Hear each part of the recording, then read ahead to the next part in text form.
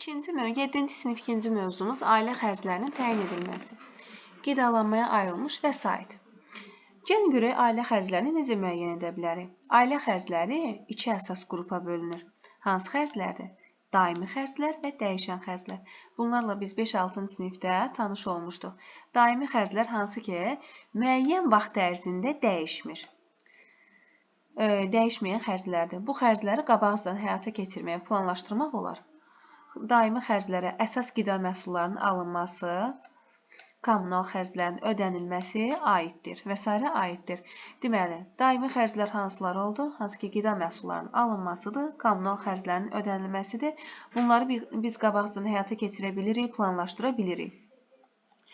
Bəs dəyişən xərclər hansılardır? Dəyişən xərclər mütəmadi xərclər və gözlənilməz xərclərdir. Dəyişən xərclər mütəmadi və gözlənilməz xərclərdir. Mütəmadi xərclər özü də iki yerə bölünür.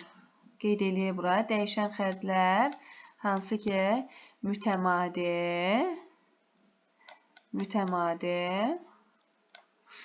bir də gözlənilməz xərclər. Gözlənilməz xərclər. Mütəmadi xərclər də özü iki yerə bölünür. Hansılardır? Dövridir, dövrü. Qısa yazacağım. Dövrü. Bir də mövsümü.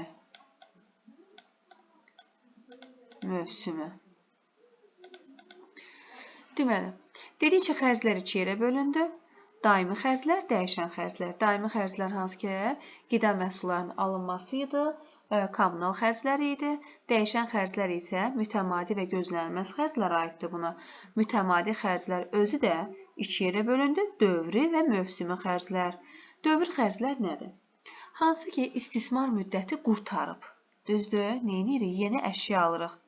Məsələn, mebeli alırıq, geyim alırıq, məişət texnikasının əvəzinə yenilərinin alınması, hansı ki, mənzilin yenidən təmir olunması, deməli, dövr olunur da, mənzil təmir elədi, yenə haradasa ehtiyac yaranırsa, yenidən təmir eləyirik və yaxud da mebeldə aldıq, xarab oldu və yaxud da ki, nəsə bir problem yaşandı, yenisini alırıq, geyimdir, dövr eləyir, belə deyək. Mövsümü xərclər hansılardır? Mövsümü xərclər isə məsələn üçün, biz hansı ki, tinglər, gübrələr alırıq, qışda gilə meyvədir, tərəvəzlərin tədarik edilməsidir, qış üçün daha doğrusu. Bax, bunlar mövsümü xərclərdir. Müəyyən mövsümü işlərlə, hansı ki, baxın, qışda gilə meyvə və tərəvəzlərin tədariki, bağ sahəsi üçün tinglərin və gübrələrin alması və s. bunlar mövsümü xərclərdir. Bu mövsümü xərclər, dövrü xərclər oldu mütəmadinin bir hissəsi. Gəlin görək gözlənilməyən xərclər hansılardır? Gözlənilməyən xərclər çox zaman qəfil baş vermiş hadisələrdir, xəstələnmədir, qəzadır, müxtəlif tədbirlərdir, yəni dəvətlə bağlı olan xərclərdir. Məsələn, kiminsə toyudur, düzdür? Biz hardan bilək? Bir də baxırıq ki, dəvətnamə gətiriblər. Gözlənilirdimi toy? Xeyr. Və yaxud da kiminsə xəstələnməsi və yaxud da qəza keçirtməsi və yaxud da ki, rəhmətə getməsi, belə deyə. Bax, bunlar gözlənilməyən xərclərdir. Ailənin xərclərini adətən iki hissəyə bölürük. Deməli, bunlar hansılardır? Şəxsi xərclər, vergilər və digər mütləq ödəmələr. Deməli, iki əsas hissəyə bölündü. Şəxsi xərclər, vergilər və digər mütləq ödəmələr. Bir var ki, bizim öz şəxsi xərclərimiz, bir də var ki, mütləq biz bunları ayda ödəməliyik. Düzdür? Deməli, iki yerə bölündü. Şəxsi xərclər, vergilər və digər mütləq ödəmələr. Ailənin mütləq ödəməli olduğu xərclərə ətraflı nəzər salaq. Gəlin görək hansılardır. Belə xərclərə, baxın, vergilər. Biz bunu mütləq şəkildə verməliyik, düzdür? Daha sonra cəmiyyət və kooperativ təşkilatlarına, məsələn, ev tikinti işləri ki var, biz ev almışıq, biz bunu ay-ba-ay mütləq şəkildə ödəməliyik. Daha sonra bank kreditlərinin kommunal xidmətlərinin ödənilməsi. Bank krediti bunun mütləq ayın sonu biz ödəməliyik və yaxud da kommunal xidmətləri də bunlara mütləq şəkildə ödəməliyik. Hansı ki, mənzilimizdə qaz istifadə eləmişik, işıq istifadə eləmişik, su istifadə eləmişik, nə bilim, telefondur, internetdir. Bunları biz istifadə etmişik. Mütləq şəkildə bunun ayın sonunda ödənişini etməliyik. Daha sonra nəqliyyat xərcləri, təhsil haqqı və ya pullu dərnək kursların ödənişi aiddir. Bax, bunlar mütləq ödəmələrə. Deməli, var idi bizim şəxsi xərclərimiz, bir də mütləq ödəmələr. Vergilər də ola bilər, digər mütləq ödəmələr də ola bilər. Bura kimi öyrəndik. Öyrəndik ki, ailənin xərcləri 2 yerə bölündü. Daimi xərclərdir, dəyişən xərclərdir. Dəyişən xərclər özü də 2 yerə bölünür. Mütəmadi xərclərdir, bir də gözlənilməz xərclərdir. Mütəmadi xərclər də 2 yerə bölünür. Dövrü xərclərdir, bir də mövsümi xərclərdir. Dövrü xərclər hansı ki, dövrün bitirmiş, belə deyək, yenisinə ehtiyacı var. Həmin xərclərdir. Mövsümi xərclər də mövsümi işlərdə lazım olan xərclərdir. Gözlənilməyən xərclərdir, yəni bizim xəbərimiz olmadan qəfil baş vermiş bir hadisələrlə bağlı olan xərclərdir. Sonra dedik ki, ailənin xərcləri adətən 2 əsas hissəyə bölündü. Şəxsi bizim öz xərclərimiz, bir də mütləq şəkildə ödəmələrimiz. Gəlin görək mütləq ödəmələrə. Sadaladıqca enerjiyə görədir, qaza görə, suya görədir. Bax, bunlar haqqında görək nə məlumat verir bizə. Məişətdə istilik enerjisini əsasən mənzilin isidilməsi, digər məişət əşyalarının, məişət ehtiyaclarının ödənilməsi üçün işlədilir. Amma bəzən istilik enerjisini işlətdiyimizdən də çox hissəsini itiririk. O necə olur ki, elə? Məişətdə istilik enerjisinə qənaət etmək üçün bəzi şərtlərə əməl etmək lazımdır. Necə? Pəncərə və qapıları yüksək keyfiyyətli və istilik keçiriciliyi az olan materialdan hazırlamalıyıq. İstilik keçiriciliyi az olan materialdan hazırlamaq.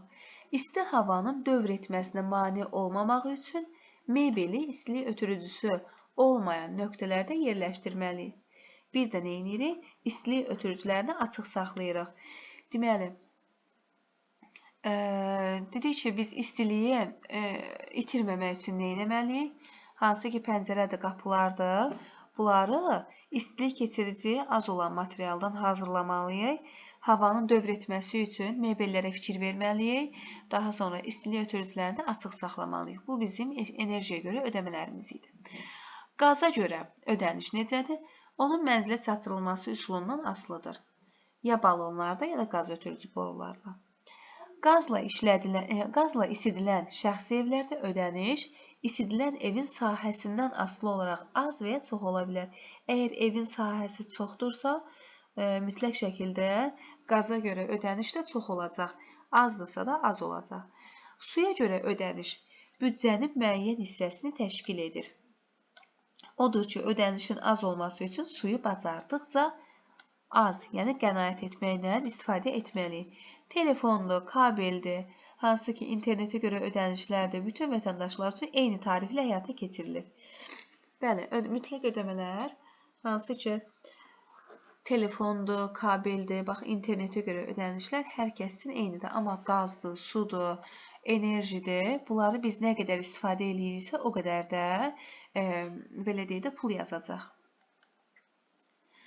Bütün kommunal xidmətlərə görə ödəniş aparan şəxsə ödəmə qəbzləri təqdim edilir.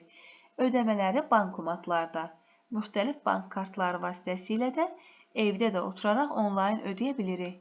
Deməli, 2 cür ödəyə bilirik. Ya bankdakı bank kartı vasitəsilə, ya da ki, onlayn şəkildə ödəyə bilirik. Gəldik qidaya. Qidaya görə nə qədər sərf edirik? Qida insanın əsas ehtiyacıdır. Bəli, həqiqətən də bizim əsas ehtiyacımız qidadır. Onun sağlamlığının, iş qabiliyyətinin və uzun ömürlülüyünün təməlidir. Deməli, qida nə imiş?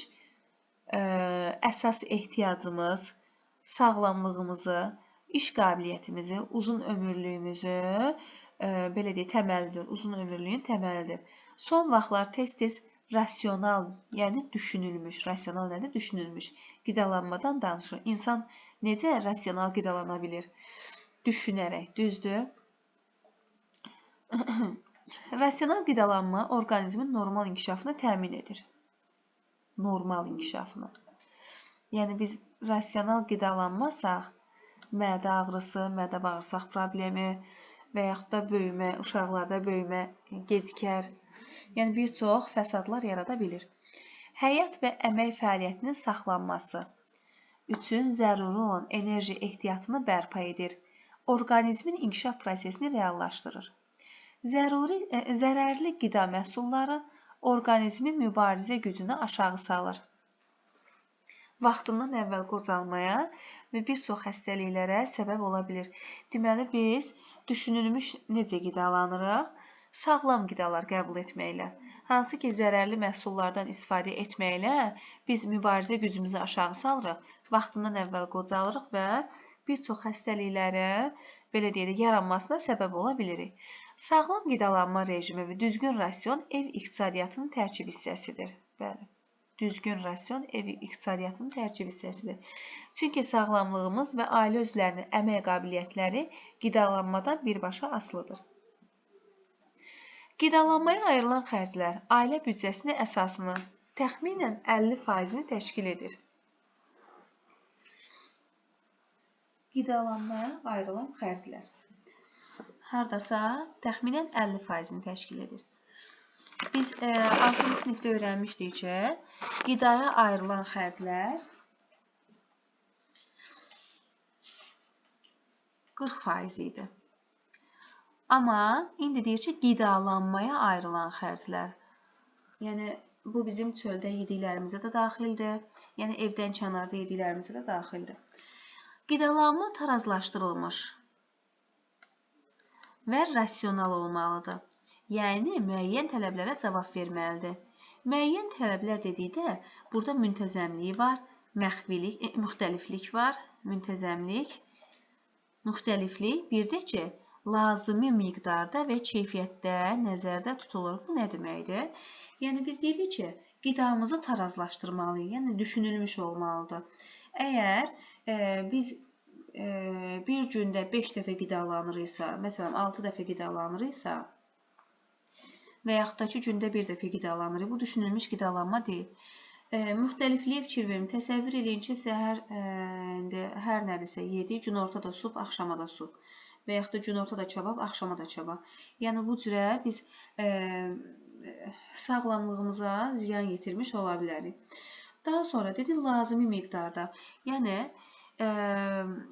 mədəmizin tutacağı qədər, mədəmizin partlayacağı qədər yox. Bir də ki, keyfiyyətli qida. Hansı ki, yeməklərə fikir veririk, keyfiyyətli qidalar qəbul etməliyik. Qidalanma xərcləri qidalanma rejimindən, qidanın qəbul edilmə vaxtından, tərkibindən, həcmindən və kalorisindən asılıdır. Deməli, qidalanma xərcləri nədən asılıdır? Qidalanma rejimindən, məsələn, həftə deyirəm, gündə 3 dəfə, uzağı 4 dəfə belə qida qəbul edə bilərik. Yəni, çox qəbul etdiyimiz qida bizim kökəlməyimizə səbəb ola bilər. Deməli, qidalanma xərcləri qidalanma rejimindən, qidanın qəbul etmə vaxtından, tərkibindən, həcmindən və kalorisindən asılıdır. Həkimlər gündə 3 və ya 4 dəfə qidalanmanı daha səmərəli hesab edirlər. Bəli, 3 və ya 4 dəfə. Bu zaman səhər yeməyi gün ərzində qidalanmanın ümumi enerji dəyərinin, baxın, burada qeyd edirəm, səhər yeməyi 25-30%-dir. 25-30%-dir. Bu səhərdir. Daha sonra, ən çox günorta yeməyidir. Günortanı daha güclü yeməliyik. Günorta yeməyi, gün yazıram, günorta 50%-dir. Yenə də axşam yeməyi, baxın, 25-lə başladı, 25-lə də bitirəcəyik. Axşam yeməyi də 20-25%. 25-lə başladıq, 25-lə də bitirdik. Bu da bizim axşam yeməyimiz. Səliqəsiz yazdım. Demək, axşam yeməyi də 20-25%-ni təşkil edir. Qidalanma rejiminə bir də təkrar baxaq. Səhər yeməyi 25-30%, günorta 50%, axşamdakı 20-25%-dir bizim qidalanmamız. Qidalanma rejiminə ailənin maddi təminatı, qida məhsullarının mövcudluğu, milli mətbəx ənənələri, qidalanma mədəniyyətinin səviyyəsi təsir edir. Deməli, qidalanma rejiminə nə aiddir? Hansı ki, ailədə maddi təminat, yəni ərzaqı biz ala bilirikmi, yoxsa yox? Qida məhsullarının mövcudluğu, evdə hansı qidalar var və yaxud da bizim adət-ənənələrimiz, bizim hansı ki, belə deyək, milli mətbəx ənənələrimiz var, ona aid olacaq. Daha sonra qidalanma mədəniyyətinin səviyyəsi təsir edir. Qidalanma mədəniyyəti nədir? Qidanın müxtəlifliyi, rasyon tarazlığı, qida məhsullarının alınmasında iqtisadi hesablamadır. Deməli, nəymiş? Qidalanma mədəniyyəti, qidanın müxtəlifliyini, məsələn üçün, biz müxtəliflik deyəndə nəyi nəzərdə tuturuq? Eyni zamanda həm sulu xörək, həm də quru xörək, belə deyək, həm ilk öncə sulu xörək, məsələn, supdan istifadə edə bilərik, daha sonra quru xörəklərdən, sonra rasyon tarazlığı, yəni yediklərimiz nə çox olmalıdır, nə də az olmamalıdır, belə, yəni qədərində olmalıdır. Bir də qida məhsullarının alınmasında iqtisadi hesablamadır. Gəlin ev təsərrüfatının rasional aparılmasına fikir verək. İlk növbədə ərzaqların keyfiyyətli olması və sərfəli qiymətə alınmasıdır.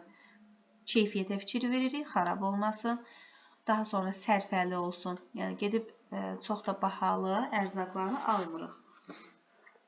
Demək olar ki, bütün şagirdlər valideynlərinə bazarlıq etməkdə kömək etməlidirlər. Çörək, süd kimi gündəlik qida məhsullarının alınması orta yaşlı məktəblilərin böyük həvəslə yerinə yetirdiyi işdir. Bazarlığı səmərə etmək üçün bir neçə sadə qaydaya riayət etmək lazımdır. Gəlin görək necədir. Bazarlığı əvvəlcədən planlaşdırmaq lazımdır. Planlı şəkildə getsək, həm büdcəmizə xeyir olacaq, həm də nə alacağımızı, evdə nələrin çatışmamazlığını biləcəyik. Yaxşı olar ki, özünüzlə alınacaq ərzaqların siyahısını götürəsiniz. Pulun hesabını dəqiq aparın. Bazarlığı öz maddi imkanlarınız və fizioloji tələbatınızla əlaqələndirin. Yəni, bunu mən apara bilərəm, yoxsa yox, və yaxud da buna mənim imkanım çatar, yoxsa yox. Bazarlıq edərkən əlvan qablaşdırmaya diqqəti cəlb edən, hansı ki, reklama aldanmamalıyıq. İndi məhsullar var, yəni bir məhsuldan 6 cür, 7 cür marketlərdə qoyulur. Yəni, qablaşdırmasına fikir vermir, diqqətimizi cəlb etməsinə fikir vermir. Əsas baxırıq ki, keyfiyyətlidirsə götürürük. Hamının aldığını almaq həvəsinə düşməyin. Bəli, yalnız bizə nə lazımdırsa onu almalıyıq. Lazım oldu, olmadı, hər gördüyünüzü almamaq üçün marketə və ya bazara ac getməyin. Deməli, bazara və marketə tox getməliyik. Bazarlığa sərf edilmiş vəsaitin dəqiq hesabatı üçün müntəzəm olaraq ev xərcləri kitabını doldurun. Sonrakı aylar üçün büdcə planlaşmasında və ev xərcləri kitabında çoxlu faydalı məlumat əldə etmək olar. Hansı bahalı ərzağı eyni qida dəyəri olan digəri ilə əvəz etməyin mümkün olduğunu müəyyən edin. Bəli, bəzən olur ki, ərzaq bahalıdır və onu biz nə iləsə əvəz edə bilirik. Müxtəlif ərzaq məhsullarına orta hesabla nə qədər pul xərclədiyinizi hesablayın və bunu ailə büdcəsində əvvəlcədən nəzərə alın. Bəli, bu bizim hansı ki,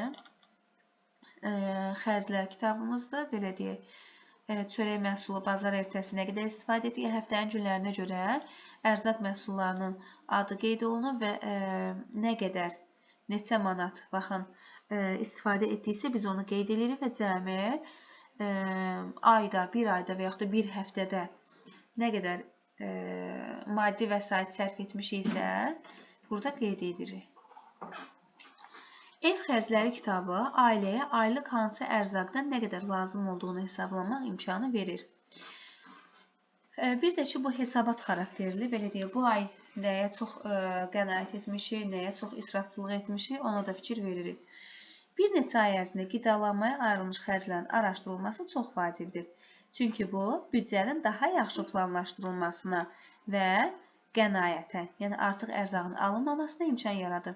Düzgün və səmərəli qidalanmaq, ərzaq, vaxt və vəsait israfına yol verməmək üçün əvvəlcədən menyu tərtib etmək məsləhət görülür. Bəli, hansı ki, nə hazırlayacaq, bizə nələr lazımdır menyu özümüz üçün tərtib etməliyik. Menyunu tərtib edərkən nəyə fikir verməliyik? Qidanın faydasını. Bəli, bu qidanın bizə faydası varmı, yoxsa yox? Müxtəlifliyini nəzərə almaq lazımdır.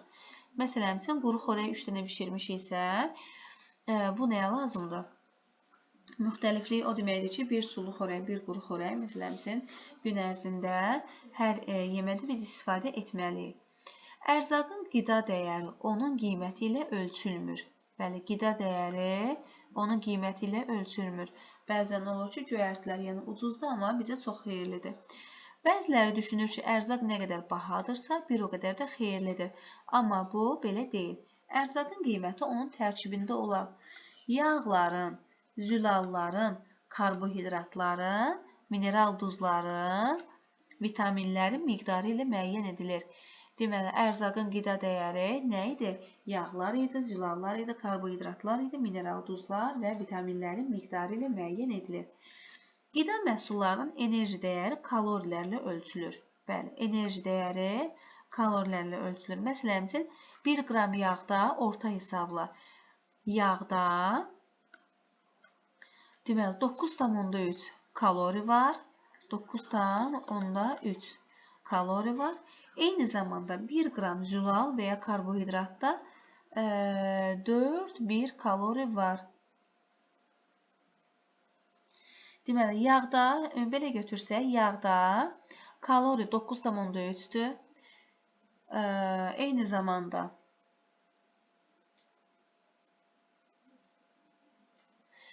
zülalda və ya karbohidratda isə nə qədər kaloridir? 1 qram. Zülalda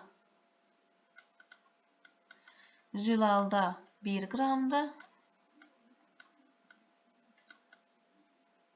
Zülalda 1 qramda, karbohidratda isə 4,1 kalori var.